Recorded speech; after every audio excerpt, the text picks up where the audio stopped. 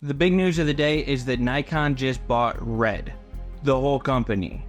All of us know Nikon is the longtime photo camera giant, one of those top 3 brands. And then on the opposite side, you have Red Digital Cinema, which was one of the first camera manufacturers that did digital cinema cameras as compared to film. And these two companies have actually been in the news together before. This dates back to some patent lawsuits. Red is notorious for their patent enforcement, and them and Nikon ran into each other in that realm a couple of years ago. There's tons of longer or more in-depth videos about this Red patent than the knowledge I can offer, so go watch those if you want to learn more about that.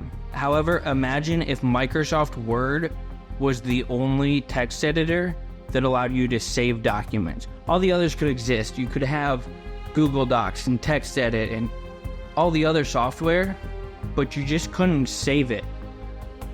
And that's what Red has a patent on with raw files. They just said, blanket statement, nobody else can save raw files internally. Now there is a little bit of a way around this. Blackmagic is able to do it with their B-RAW. Somehow they proved that it's different. I don't know the details on that.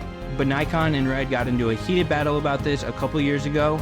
I guess the result is Nikon just said, we'll buy the whole thing.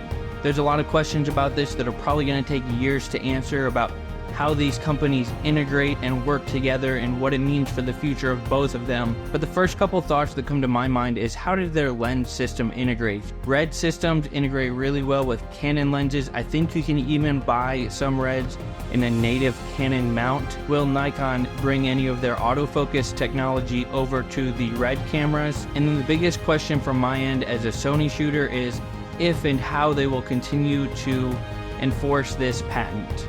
Will they now allow other camera manufacturers to be able to record raw files internally, or will they continue to enforce this patent with the same effort that they always have? And then years from now, it'll be super interesting to see some of their new product announcements and if they blend the lines of these two companies a little bit. Will some of Nikon's mirrorless cameras now have some cinema features, and vice versa? Will the Red cameras gain some of those features over from Nikon? The news just broke today, so I don't think anybody has any of these answers, but I'm just curious to see what it means for the future of the video camera market.